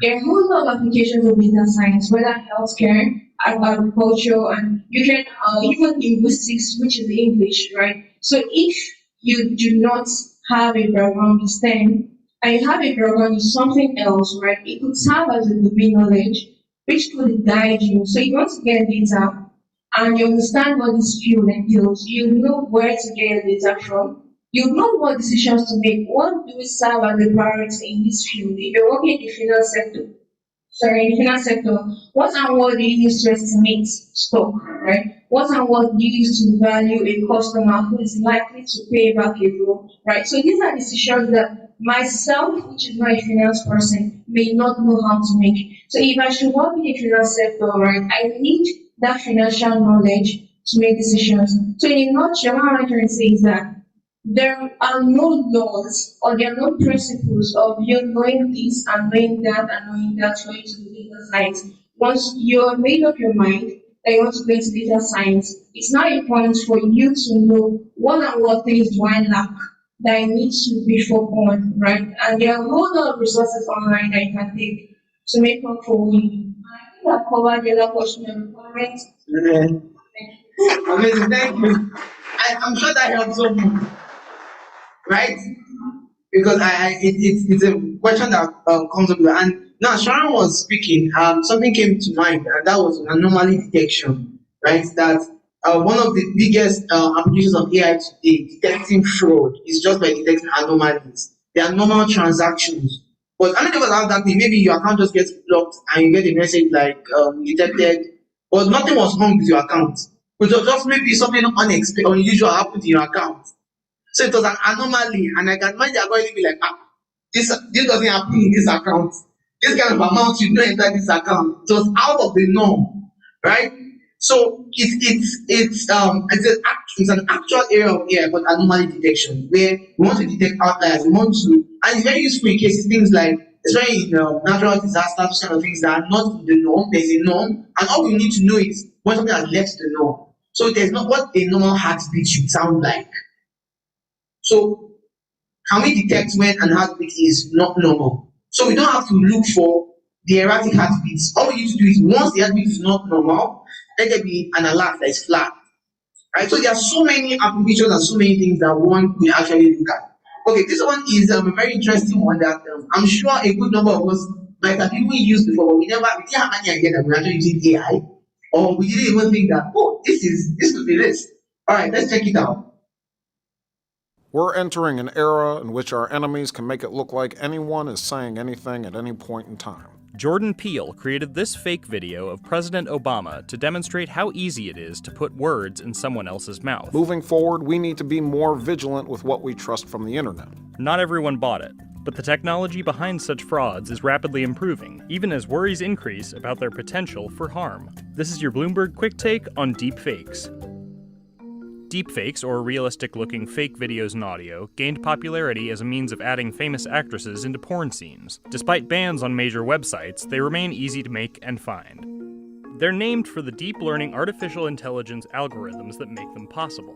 Input real audio or video of a specific person, the more the better, and the software tries to recognize patterns in speech and movement. Introduce a new element like someone else's face or voice, and a deepfake is born. It's actually extremely easy to make one of these things.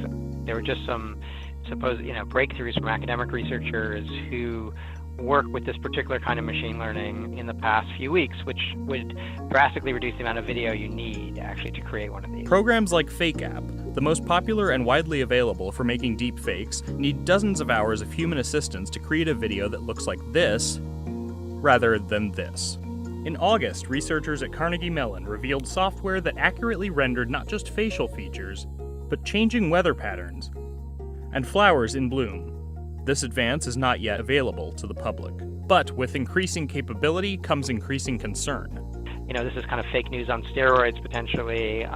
We do not know of a case yet where someone has tried to use this to perpetrate a kind of fraud or an information warfare campaign, or for that matter, to really damage someone's reputation.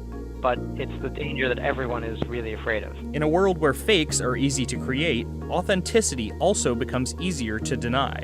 People caught doing genuinely objectionable things could claim evidence against them is bogus. Fake videos can also be difficult to detect, though researchers around the world and at the US Department of Defense have said they're working on ways to counter them. Deep fakes do, however, have some positive uses. Take Cereproc, a firm that creates digital voices for people who lose theirs from disease. Speech synthesis is the artificial production of human speech.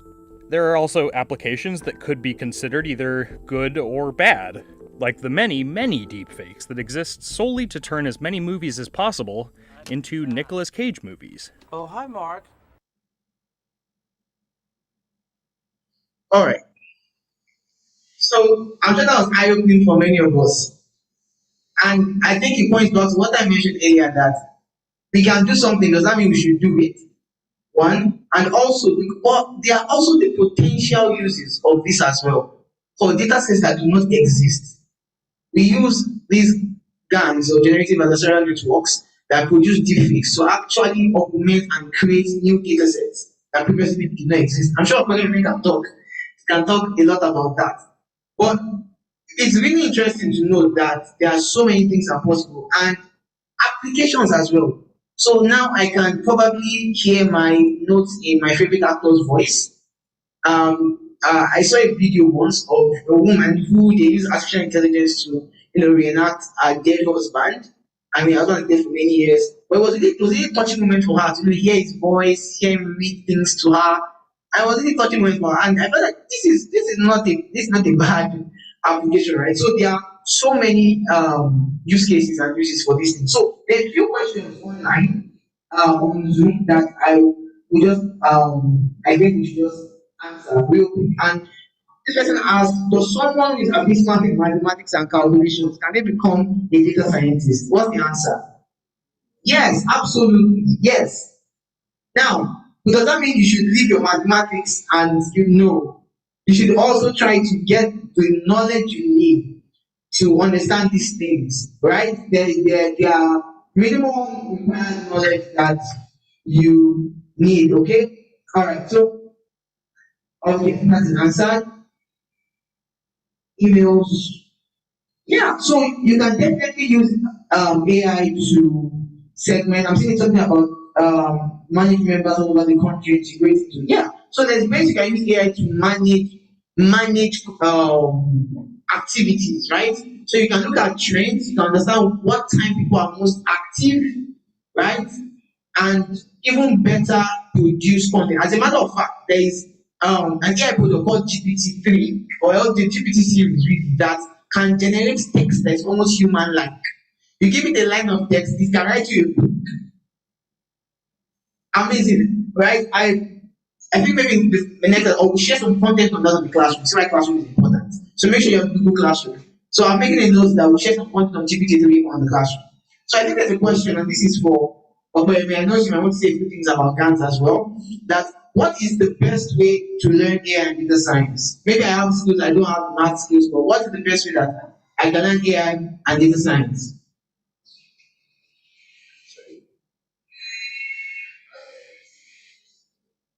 Best way to learn. You're actually starting one of the best ways to learn AI and data science through classroom engagements like this. And a very important means to learn AI and data science and any technical skills is Google. You can get whatever you want from Google just by giving it a reasonable question. Like you just have to structure the way you Google. I want to search for I need to join a learning community in Lagos. Like okay, we already know that data science Nigeria has a lot of learning communities in different cities and schools. But I want to join one. The best way for you to even get that across to yourself is by researching data community, DSN community in Nigeria. Then you see a lot of data science community. So I think one of the best way is by using Google, Googling the right way, because most times the questions you ask people are things you can get online. Also, another way is to get structured training. Something like this is one of it. We used to have AI innovation in schools and cities. That is a path to learning data science and AI. Also, in terms of structured learning, you can do courses online also, and most of these courses are structured, are targeted towards whatever you want to learn. Like you can get, I want to start from Excel. Now I want to start learning data analysis. The best way for you to, like I actually said, what skills are required to do data analysis. When you get that, okay, you now see, oh, Excel can be, learning Excel can be one of the steps to take. Then you take courses that are focused on data analysis with Excel. So that is basically it. Googling is one of them, is one of the best ways to learn AI and data science. Okay, I want to talk about GANs, just like you said. Okay, one of the application of GANs that we used in data scientist network recently is generating fashion data sets. We in the research team we had a paper last year, early last year, where we generated Nigerian African wears because if you if you've been in the AI space for a while or so, you might have heard about MD's dataset, fashion MD's. MD's dataset are numbers, handwritten digits basically, and fashion MD's as images of clothes. But these clothes are generally not standard for Africans. Most Africans wear buba, they wear trousers. The way we dress, we don't have basic English dresses. That's just it. So we wanted to create data sets for Africans. Example like Iro and Pupa wanted to have buba and trouser for Africans generally. So what we did was to gather data online and clean them because we just needed the clothes, not the people wearing them. So we had to clean them. And from all those rigorous data collection and cleaning, we got 1,600 images. And that is most times not enough for the applications we can use those data sets for. We wanted to increase that data set. So how do we do that? Another way, the major way for us to do it is just to go online and start downloading images and cleaning and all that. But that is so rigorous. It's a very tedious process. An application, the way we got through that was GAN. We used GAN to generate new images that actually look like images. You can search online for Afri fashion. Now we have 40,000 images generated from 1,600. Isn't that amazing? Because on a normal day, we would have just gone all night to start searching for images and downloading 40,000 images. Who is going to clean that for us and get that together? So with GANs, we were able to train our model using only 1,600 images that are real to get 40,000 images that look exactly like African wears. Thank you so much, Okoyemi. Okay, so I see we still have, okay, someone is asking about application of AI in supply chain, and I think I was writing and logistics. Well, that actually also is very much viable, especially when it comes to the edge, where we can actually properly monitor the movement of goods from one point in the world to the other. And I'm not just talking your package is here, your package is there, but you can know exactly what's happening to what at every point in time.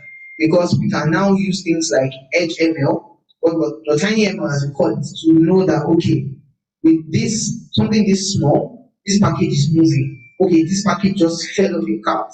Okay, this package, this happened to it. Some the tiniest details we can even know.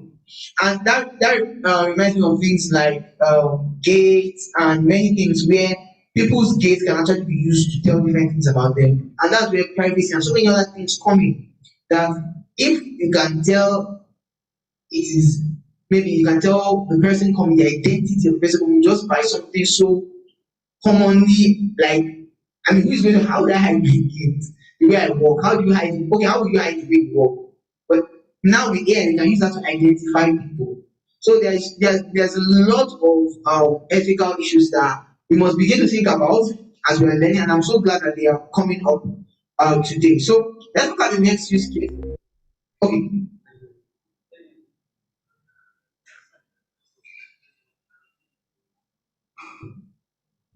Okay, sorry. So now, in addition to what you have said, so another way you can learn about maybe your career data science is one of the things that we at GSM data science network are putting in place, whereby through mentorship, that's one of our other way that you complete your data science and artificial intelligence And as you are train our AI everyday classes, one of the things we are going to give our first student is mentorship. We have a mentorship platform whereby everything you need to know in your career in any aspect of data analytics or artificial intelligence you want to do. We have a dedicated mentor. We are going to upload you to a platform. We have PhD mentorship. You have it on our website. So if you do very well, definitely you'll be awarded and be given a mentor that's going to mentor you to build your skill. Because we know that through mentor and a role model to build your career will be very easy for you. And then whenever you run into a trouble or a challenges like maybe you are doing you want to actually run a particular program or you want to learn some a specific skill after you have finished a completed just one aspect of the learning. So you can be there to guide you. So what I want to emphasize on is that having a mentor in the area you are looking forward to is one of the paramount things that you need to take very seriously. And that's something for you here as well.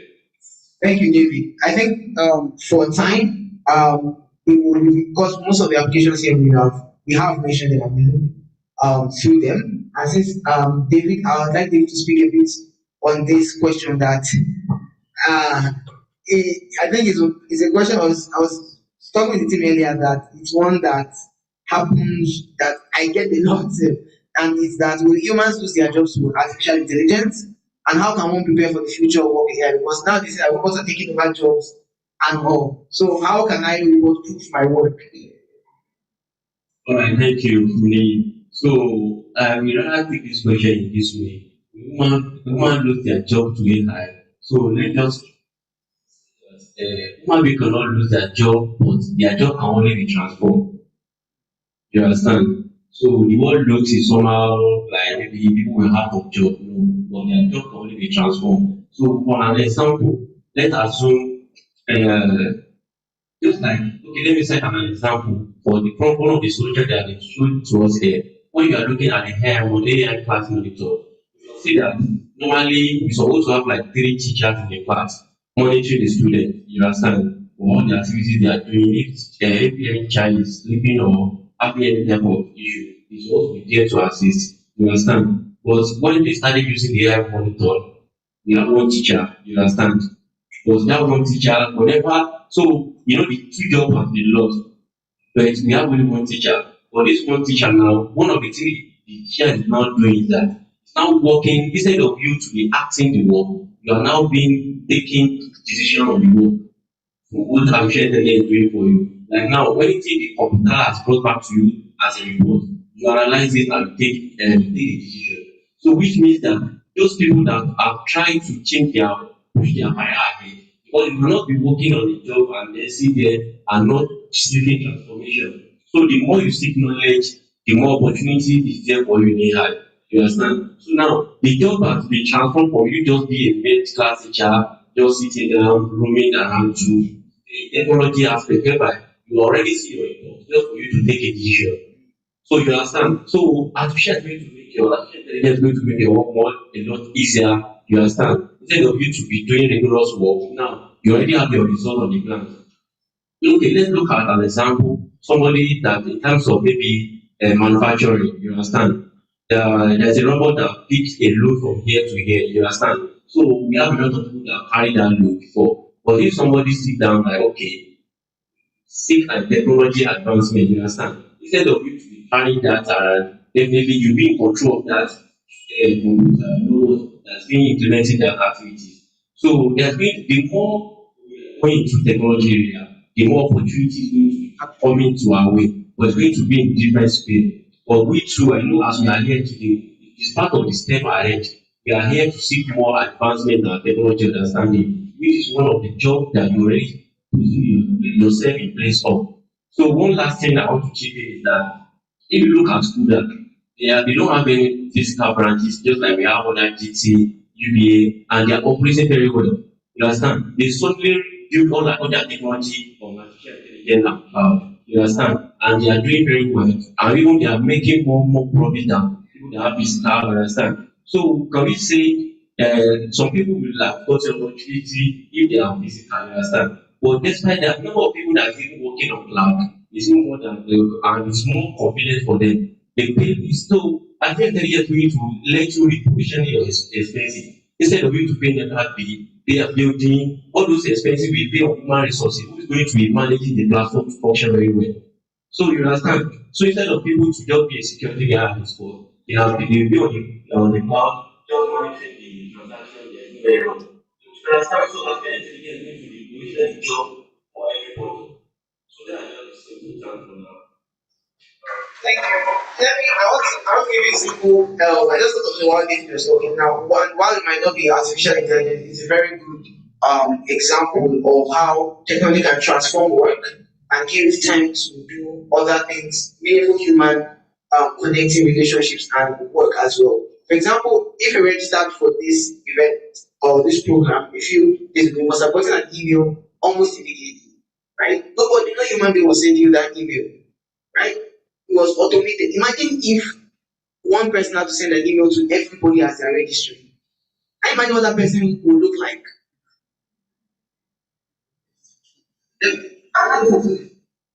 You can imagine. But now, if the team can have the time to take your questions, answer your questions. Imagine if, as I'm answering your questions, as we're having this discussion, I have to, sorry, excuse me, I need to be sent. I need to know how to fill the form. So the idea is technology can transform the way we work and the way we even have time to work and the kind of work we have to do. So because of our time, we really have to call it a day. We have like so many amazing use cases in pharmacy, drug creation. As a matter of fact, I don't know if they finally granted the alpha for the patent. I think I saw something about it. And artificial intelligence solved a long-standing protein folding. How many of us, maybe pharmacy people, protein folding problem for creating drugs and different compounds? There's a one of the long-standing problems. But an artificial intelligence algorithm was able to solve it and create that protein fold that they can now use to create more compounds and better drugs and so many different things. Quite recently, I think it happened last year. I think it was DeepMind. Or was it DeepMind? I don't remember now. But the whole idea is that AI is being applied, especially in vaccine creation, in drug discovery, combining different drugs to see that they are not creating something that will hurt someone, rather than having to go through the way of test subjects. There are so many ways we can now see that create an algorithm that can find the optimal kind of compounds to combine to create the right drugs. So we will not be able to take any more of these questions. We actually had a demo from the team here, but for time, I'm not sure we can take that. So we'll just take the last demo, and if you have any questions, please drop them on Google Classroom, because on Google Classroom it's not going to be lost. Each of the team members can pick it up and answer your questions right there. Okay, so next live session is next Tuesday, and we're getting technical. So you want to run through your installations as we put them on Google Classroom, maybe your Jupyter, Google Anaconda, or you want to use Google Cooler. That will be next Tuesday. And before then, we also have some Python videos we shared you might want to watch. Okay, so I'll call Sharon to actually run us through the NER demo. So we have an AI solution here, and that we can see in action, which is a project that the team here built. Okay, let me share because everybody needs to see this. Okay, so I'll just invite Sharon to.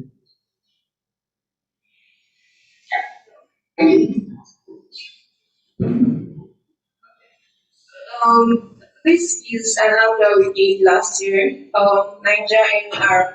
So NR means named entity recognition. An application of NLP, which is natural language processing, that involves text. So anything text means normal human text and natural language processing. It means speech text, right? There are two forms of NLP. So one of the branches of application of NLP is named entity recognition, which is used to quickly identify important entities that exist in text. So now we have space, which is a library method that's used to identify name entities in text, but it works only on English and other highly resourced languages like French, Spanish, and all that. But we realized that we don't have anything for native languages in Nigeria, like Yoruba, Hausa, Igbo, local pidgin, and which other language. So what we did was that we tried to get data ourselves, develop a model that can identify text in local text. So sorry. So if you check here, you'll see that these are the entities that we train with, which is like a person. It identifies a person's name. It identifies locations. It identifies infrastructures like stadium, streets, bridges, organizations. Right? Yeah, a whole lot of them. There are about 14 of them. And then now let's just do a quick sample. So this is a Yoruba text. You can choose the language that you want, right? Whether Yoruba, English, Igbo, Hausa, and Pidgin. And then we did a bit for each of these languages. There are individual models for them. A model for Yoruba, model for English, model for Igbo, and all that. You need a central model that could identify new text no matter the language that you put in. That's in terms of these five languages. So that single model identifies them entities across any language. But I'm going to try them out now. I'll just try one sample because of our time. And I think I'll work with paging. Okay, so this is a sample text.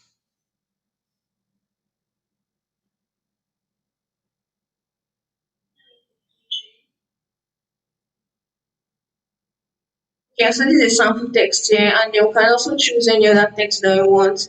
This is another one coming to America. See things. So this is a pigeon news, right? So we are going to see the entities that are here that the model recognizes. So we can see that it recognizes coming to America, which is a movie, as a work of art. Then two as cardinal, which is a number. Eddie Murphy as a person. Then Zamunda as a location. Then first ordinal Prince Akim, which is a person. Then Ibrahim Murphy, which is also a person. King being a person, and King Hakim. So the model is not perfect because we tried for Yoruba in other languages. They have different attributes, but these are things that we are still improving and thank you very much. Thank you, Sharon, for that wonderful demonstration.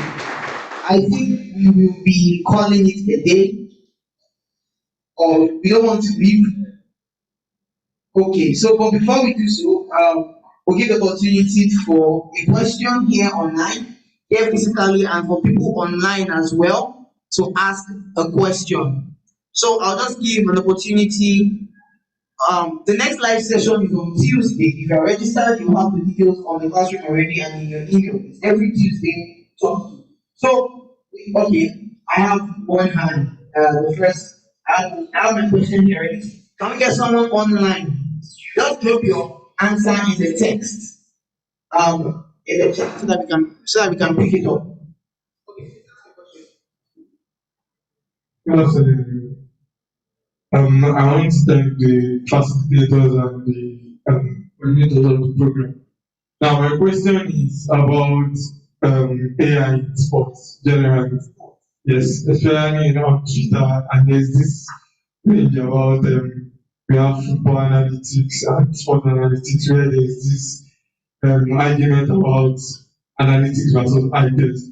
So, is there a way that we call people that misuse data, especially people on science, to look for the stats that would buttress their own point? It happens in politics too. Like, we just talk the stats. So, is there a way to check in those things, the way they are coming on Facebook for fake news and stuff like that? So I think that's one of the things that happened. Researchers have to begin to create checks, right? So now there are what we call like deepfakes sports algorithms. They are algorithms now that can spot if you notice Twitter during the US elections, sometimes you see a Twitter to tell you this is not verified, be careful something, all those kind of things. It's only AI that's working behind you, right? Because no human being will be checking and reading all the millions of tweets and saying, this was fake. No, it's not possible, right? So they actually are. As a matter of fact, one of my colleagues just recently wrote an article about how he used computer vision on sports, maybe to do some analysis and identity. So yeah, it does. There's a lot that happens. As a matter of fact, people that love sports, I don't watch a lot of sports, but I see a bit of the analysis that they do. Many of those analytics that they do, they cannot get those numbers in time, right? So they have models that run. How does I don't know how the camera follows the player. Or you think we have 42 people in an office and one person is manning one camera for each player? But really, there are models that help the camera to see how this is the player. And as a matter of fact, there was a funny incident that happened recently in the sporting where a camera kept following the referee's head. The camera was trained to follow the ball. But the referee now, when I saw the referee's head, I didn't blame the camera because it was shining. Also, the way it was shining, it looked confusing even to me. So AI has these limitations, but there's still a lot we can do. Okay, how can you apply AI in agriculture beyond farm technology like drone? Yeah, so AI in agriculture, luckily it's my research area. So I'll answer that. AI in agriculture, there is a lot that can be done, especially from what we call precision agriculture. How can we maximize the yield in the farm? So there are normal ways you can say, okay, apply this fertilizer and this and this and this. But with AI, you can actually know the right combination. Now I know we have the mixtures and everything, but for each time, because you realize that there are times where it's optimal to wet the crop. There are times where you need to conserve water and all those things. So with AI, you can actually pick the right time of the day across multiple variables. AI does it. It can take so many variables and tell you that, hey, with me, as a matter of fact, there are models that take millions of variables, like the models that are on Google, take millions of variables, right? And that they are able to now say that, hey, this is the best time to actually apply it, so that we can conserve resources, which is really important, like for the very low resource areas. And one other interesting thing that I'm very working on is trying to see how we can move many of these agricultural things that will require cloud to local. Like for example, you need to predict maybe rainfall or something. I mean, everybody, what's the point of predicting rainfall? I can just check it on my phone, right? But there are places where internet is not available. So how do we do it? Right? So bringing those things to the edge. It's called edge ML and all those things. Yeah. So we have to wrap it up there. So we will continue next week and on Google Classroom. We're sharing some more resources so you can learn. I think we are about 7 minutes beyond time. Sincere apologies for that. We'll be having. Okay, so the media team would like to interview a few people. If you're interested, you like the camera and you want to share your experience, please, you can see them right outside once you step out. I had to just need 5 people, but if you are interested, please make sure you do see them and do a nice interview. Also, the team also, like, we have everybody look back. We see that beautiful backdrop. Yes, that place is the place of legends. It is said that if you take a picture there, your data career is going to skyrocket. Legend has it. For people online, I'm so sorry right now, but legend has it. If you take a picture there, your data career is going to skyrocket. So really, the team will just like take a picture. So please, once you're done, you just go to the back and we'll take a group photograph. So thank you all for coming. I look forward to seeing how many of us are going to be here on Tuesday next week, right early. Thank you all for coming, and you have a wonderful week. We'll see you on the classroom.